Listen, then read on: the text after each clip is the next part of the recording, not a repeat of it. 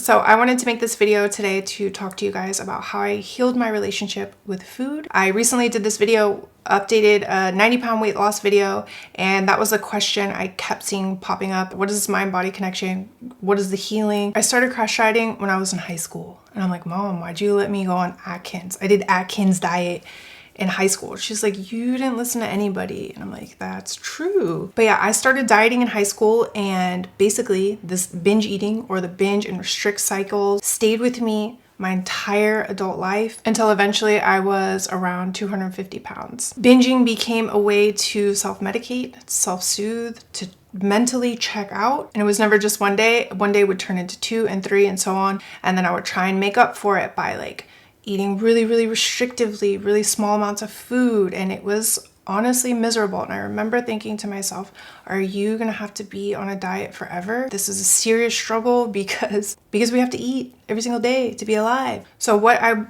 gonna ask of you guys is that you stay open to the possibility of your own potential. Because I'm sitting here telling you, I struggled with food bad. I never thought that I would have freedom with food. And it's so crazy to just look back and be like, wow, you did it.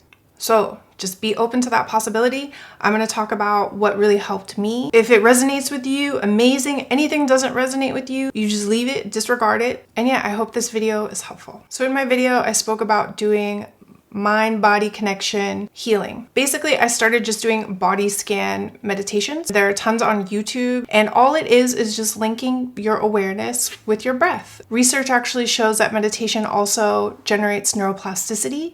It improves brain function, cognition. It can reduce stress and anxiety. So it's really, really simple. It's really just grounding yourself in the present moment and linking with your body and calming down the nervous system. The reason why this addresses the root cause, I saw that it was actually a maladaptive response. It was a trauma response, not to present trauma, but to trauma that was hardwired within my brain and my body. One of the effects of trauma is that you cut your mind off from your body in order to bear the unbearable. So then I would use alcohol, food, technology, whatever, just to avoid what I was feeling. So I'm retraining my brain and my body to seek comfort from within. What you're doing is that you're teaching your brain that your body is a safe space. So I'm going to address the root cause of the binge eating disorder. I'm not going to deal with the symptoms, nutrition, habit building, calories, macronutrients, none of that, because I can tell you that I had all that information, but it wasn't until I started to work on the mind-body connection,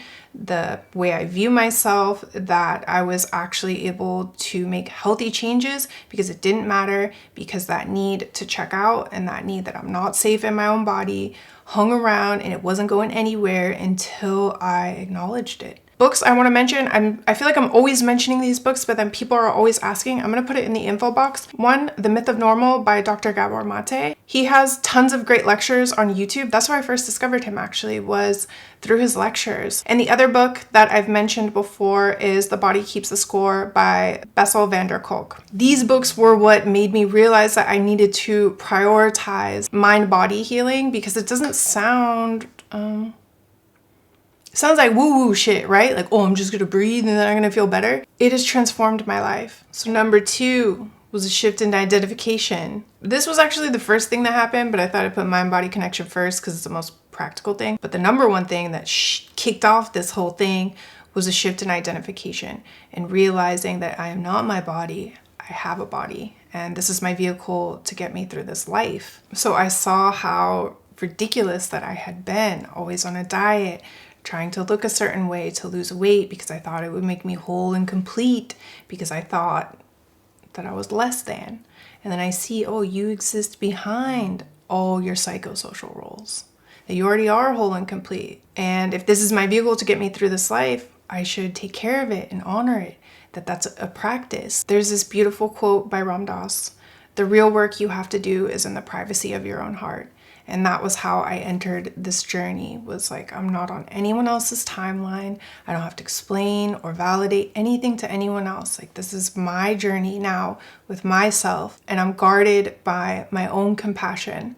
And I'm not judging myself, and just relax. Like, you're gonna be in this body for the rest of your life, so you might as well enjoy it. So that was when I decided, like, I'm never gonna go on another diet.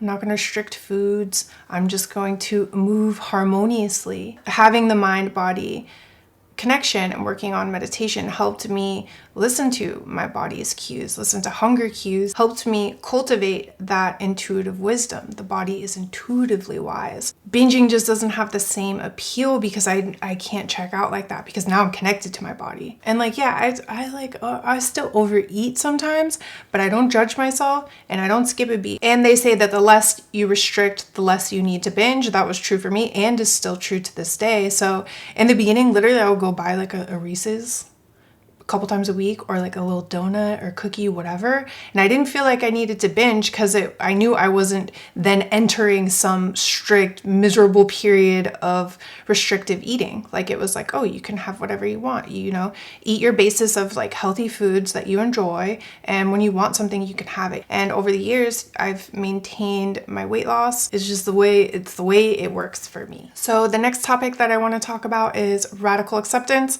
I've talked about it a lot, but it could not have a better place than here in this video about our relationship with our bodies and food. So the book that I read is called Radical Acceptance by Tara Brach. She also has a YouTube channel, podcast. She does tons of interviews. I love her work. She's brilliant. Check her out. I'll put links down below. Radical acceptance is recognizing what you're feeling in the present moment and holding it with compassion. This was so different for me. When I look back, I could see how it wasn't that I was lacking honesty with myself. If anything, I was like too self-aware, but I was really hard on myself. I had no self-compassion because I thought it would make me weak. I thought you're not allowed to feel sad or anxious or acknowledge your pain because you shouldn't feel that way.